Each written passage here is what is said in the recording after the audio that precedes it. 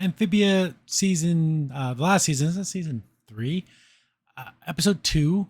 Kind of just a regular episode. Nothing too big happens. The planners learn a little bit of a lesson because we got the juxtaposition now that we're in the real world, Anne's world. They're the outsiders. They're the ones that are screwing up. They're the ones that don't get the culture, and they make tons of mistakes, kind of like how Anne would make mistakes when in Amphibia, and just we're everything. So Anne gets to feel the other side of that now, which is kind of fun that they kind of had that little setup there. And Anne kind of starts to understand that, well, maybe I wasn't such a bowl full of cherries, so to speak. We open up, and Anne's going out to check the mail, and they're like, "Oh, can we come?" Because they just want to get out of the house. And they're like, "Okay, let's, go check the mail. Let's just kind of walk outside." This episode has a whole bunch of funny faces. I mean, look at this. This is my sneaky face, and then I can't believe what I just saw face. I love it. And this show has some of the funniest facial expressions. But of course, the planners literally within seconds start getting into trouble. Polly gets into a fight with some kids, because they kind of bumped into her. Sprig almost falls into a wood chipper because he's just interested by everything. Like he wants to, like, oh, what's this? What's that? I want to touch this. How does this work? You're going to kill yourself. And then Hop Hop kind of runs into a guy who's trying to sell him a timeshare or something like that, like a scam.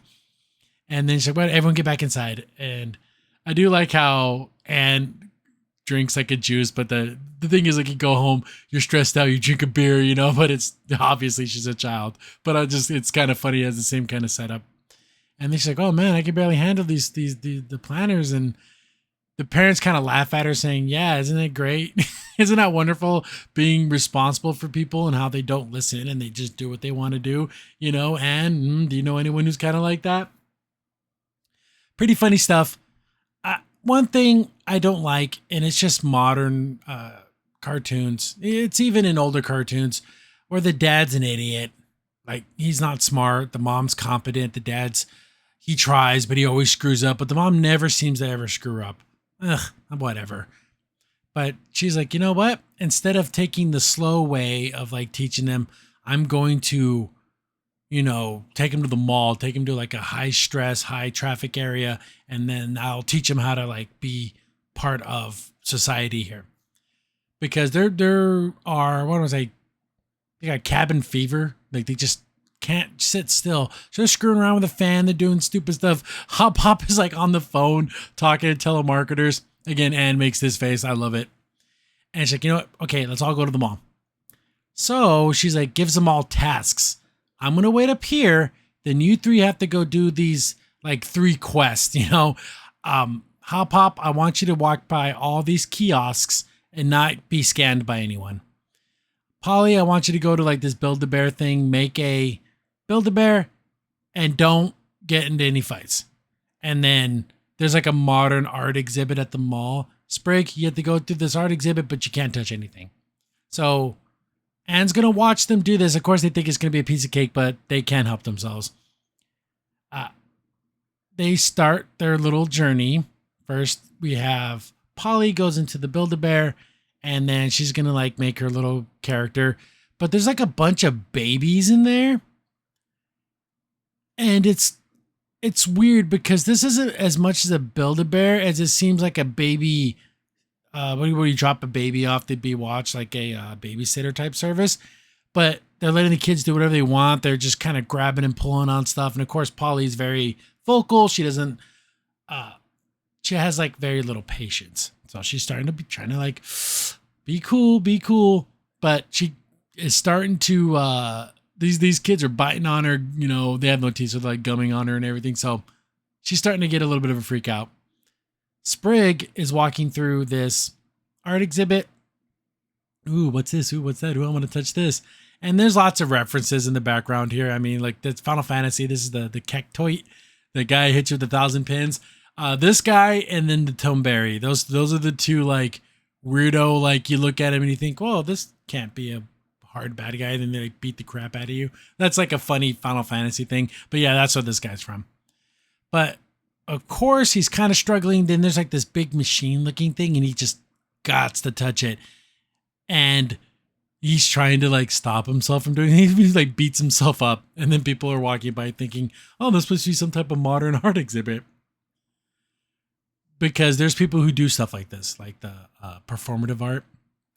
Hop Pop's walking through where all the kiosks are, where they're constantly, hey man, can I buy this shoe shine thing? And in real life, they're like this. So this guy's trying to get Hop Pop to buy this, like all this random crap. But Hop Pop has a trench coat on and a hat. He looks very sneaky. So the mall security is like, got an eye on him, because he does look like a skid. He literally looks just like Stranger Danger. Like they have the poster. And the funny thing is, did they still make these? When I was a kid, these would be on the lamppost and it would look just like this. It was a guy like in a fedora and a trench coat saying Stranger Danger. So don't talk to strangers. Don't, the whole, hey kid, I have a puppy in my van. You want to go see it? Don't ever, if you don't know the person, do not interact with them. So this guy's got an eye out on Hop Pop, which he does look like Stranger Danger, and makes some more amazing faces. Like, look at this face. I guess one of her friends goes like, hey, Ann, where you been? And of course she's like, oh, I've been out with my family on a farm. This is where they're trying to explain away that Ann was gone all that time in Amphibia. There is no way. It is impossible that her parents didn't call the police.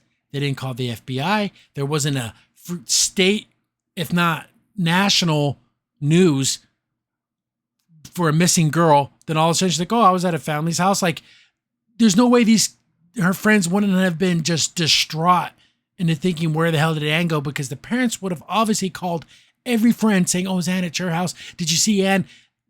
They just kind of brush it off, and there was no easy way to make this go away. And so they just kind of like, oh, she just told her friend she was like at a farm or something, kind of lame. But her friend's like, oh, I got to catch you up on all the gossip. So she's like giving her all the gossip of everything, boyfriends, girlfriends, all that kind of stuff. But she's being distracted. And Sprig's like, oh, Ann's not looking. So now I can go touch this art exhibit, and has like pulleys and buttons and steam valves and all this other crap on it. But of course, he's grabbing every little thing. It starts to go haywire.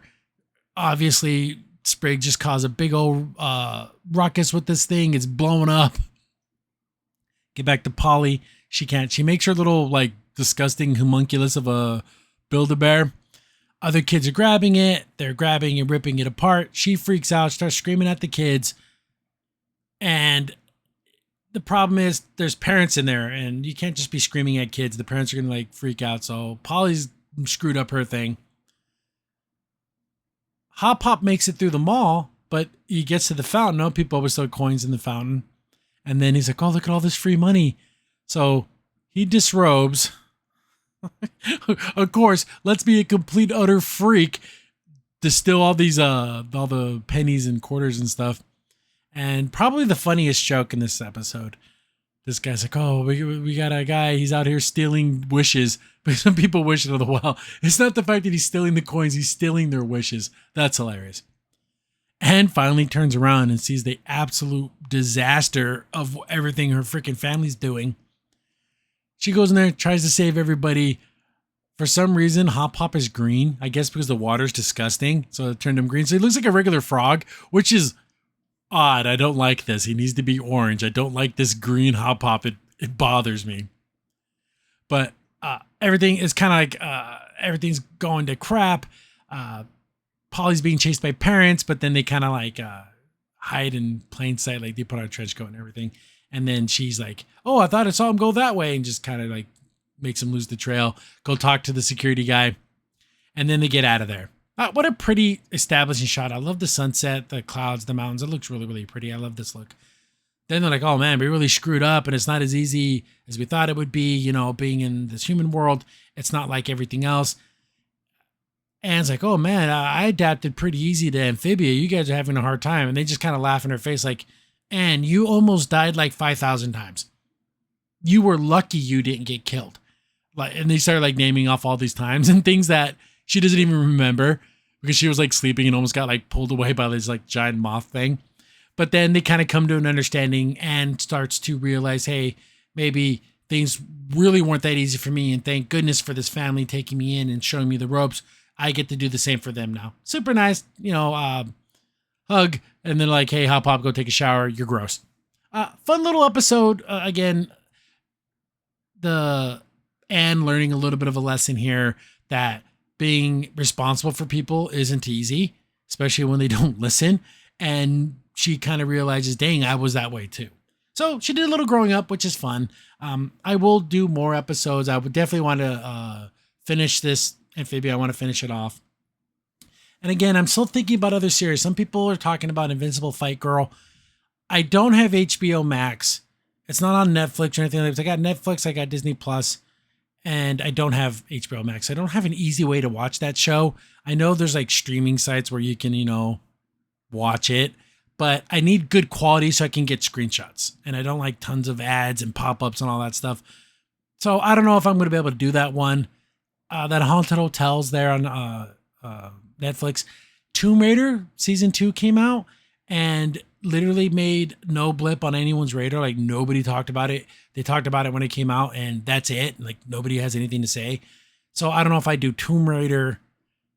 I know some people talked about animes, but I kind of want to focus on American Western animations because everyone talks about anime. I love anime.